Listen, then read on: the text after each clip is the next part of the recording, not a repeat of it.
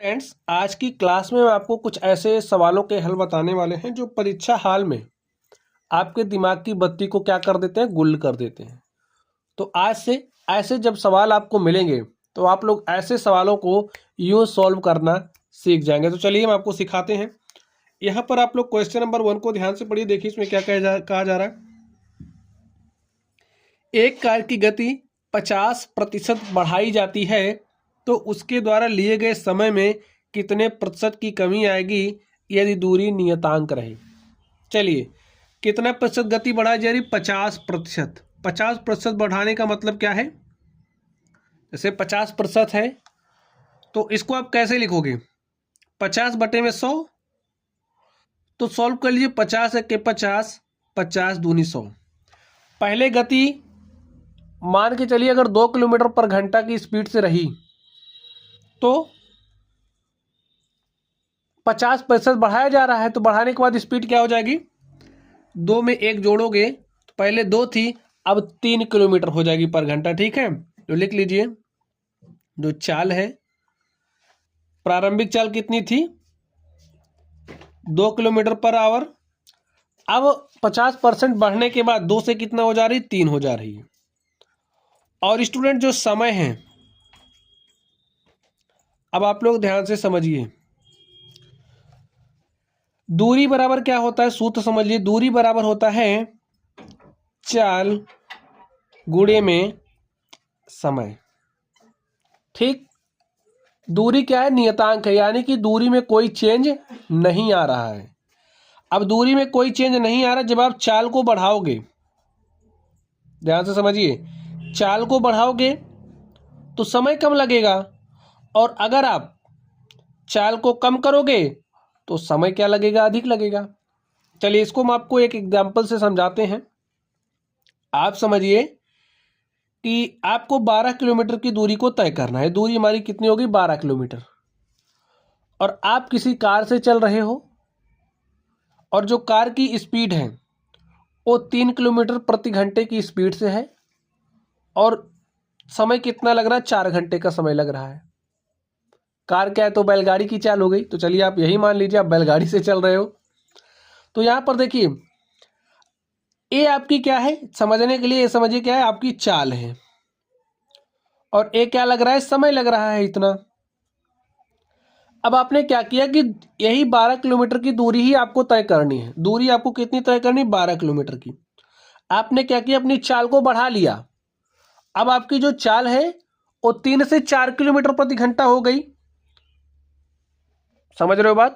पहले 3 चल रहे थे, वो 3 किलोमीटर पर घंटे की स्पीड से चल रहे थे, अब कितना? 4 किलोमीटर। तो समय कम लगेगा। यहां पर आपको 12 चाहिए, तो यहां पर चाल आपकी 4 किलोमीटर हो ही गई है, तो समय कितना लगेगा? 3 घंटे। यही बात यहां पर। अब आप समझिए कि आपकी जो प्रारंभिक चाल थी वो 2 थी, और बढ़ने के बाद 50% 3 हो गई है। समय कितना लगेगा? पहले समझिए आपको 3 घंटे लग रहा था जब चाल 2 किलोमीटर पर घंटे थी। अब चाल बढ़ गई है तो समय क्या लगेगा? कम लगेगा। दूरी क्या है? नियतांक है। तो देख लीजिए, यहां से जब आप दूरी निकालोगे तो 3 दूनी 6 आएगा, और यहां से भी निकालोगे तो 3 दूनी 6 आएगा। यानी कि जो दूरी हमारी क्या है? नियतांक ही है। अब आप लोग यहीं से समझिए, हमें बताना क्या है? लिए गए समय में कितने प्रतिशत की कमी की गई। देखिए समय में कितने प्रतिशत की कमी की गई।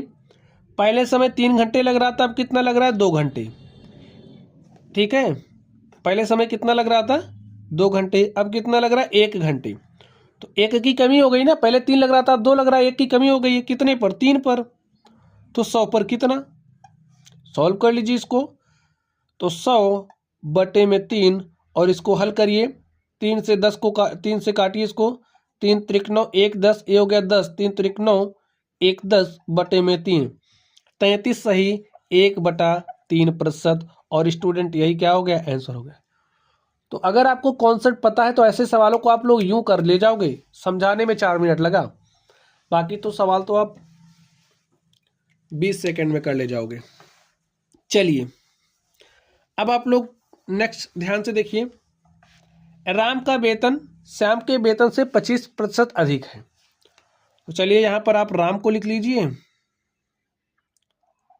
और यहाँ पर आप श्याम को लिख लीजिए। यहाँ पर राम है, यहाँ पर श्याम है। राम और श्याम का ये जो वेतन है, यहाँ पर लिखिए प्रारंभिक वेतन, और वृद्धि के बाद जो वेतन हुआ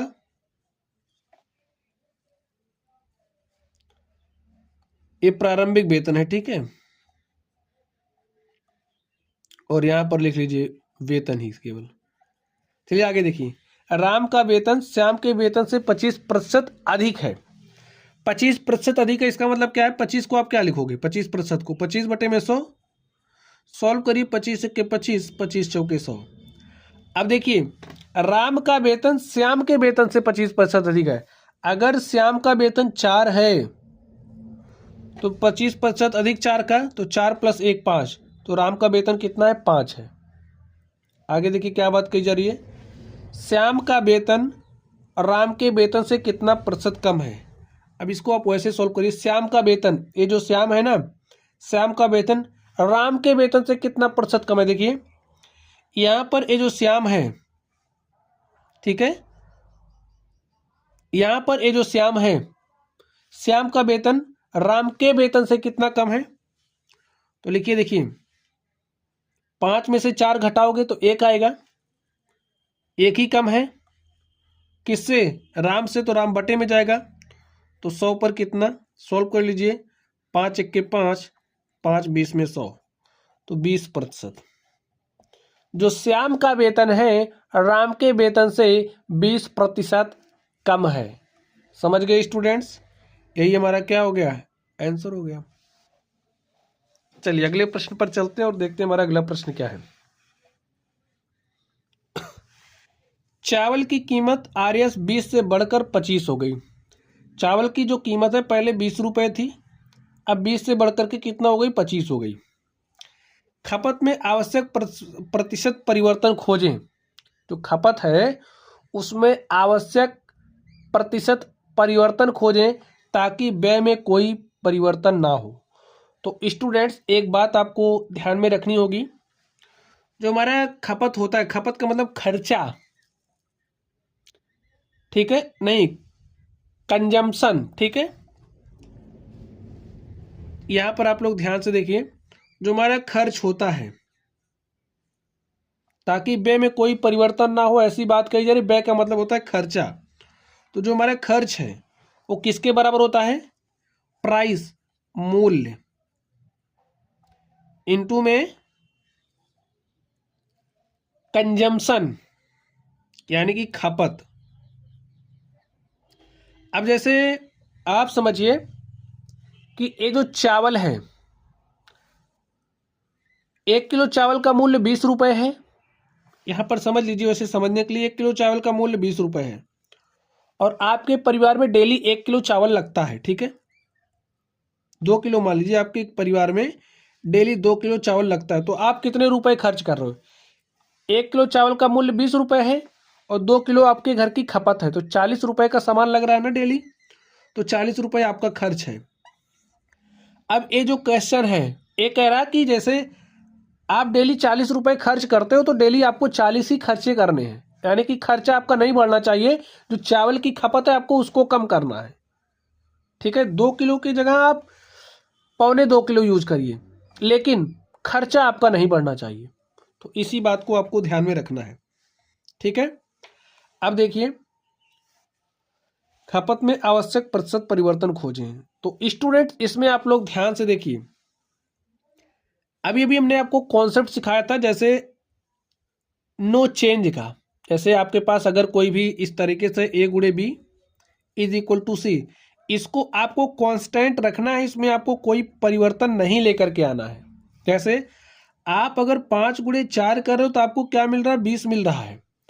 इसमें आप कोई परिवर्तन नहीं करना चाहते हो और आप अगर इसको कम कर रहे हो तो 20 लाने के लिए इसको बढ़ाना पड़ेगा, ठीक है। 20 लाने के लिए आपको इसको बढ़ाना पड़ेगा। अगर आप इसको बढ़ा रहे हो तो भाई 20, इसमें कोई चेंज लाना नहीं, तो इसको क्या करना पड़ेगा? इसको बढ़ा रहे हो तो इसको कम करना पड़ेगा। ठीक यहां पर आपका जो खर्चा है उसको तो स्थिर रखना है, तो आप काम क्या करोगे, अगर ए रेट बढ़ रहा है, ए रेट बढ़ रहा है, बढ़ रहा है ना ए रेट, तो इसको आपको क्या करना पड़ेगा, कम करना पड़ेगा। अब जैसे आपकी खपत पहले जब 20 रुपये था तो 25 किलो की थी, अब 25 हो गया, तो आप क्या करिए, अपनी खपत को कम कर लीजिए, 20 किलो कर लीजिए। ठीक है। अब देखिए जो आपका खर्चा है यहाँ पर लिख लीजिए, ए क्या है, मूल्य है, ठीक है, और ए क्या है, आपकी खपत है। जब 20 रुपये किलो था तो आप 25 किलो खाते थे, समझिए भाई ऐसे।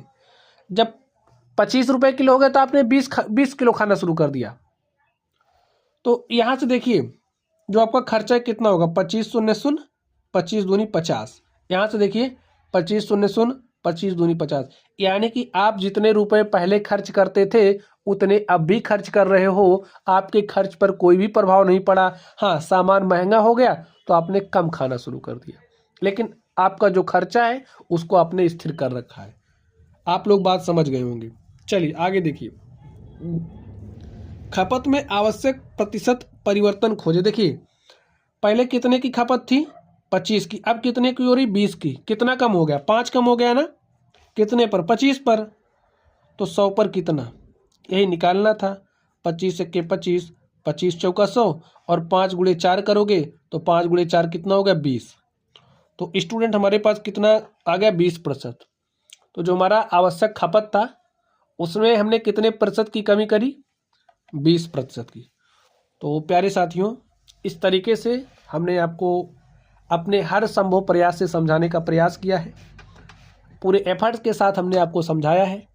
तो चलिए आप लोग पढ़ते रहिए। अगर आप लोगों को कोई भी डाउट हो तो कमेंट बॉक्स में कमेंट करना।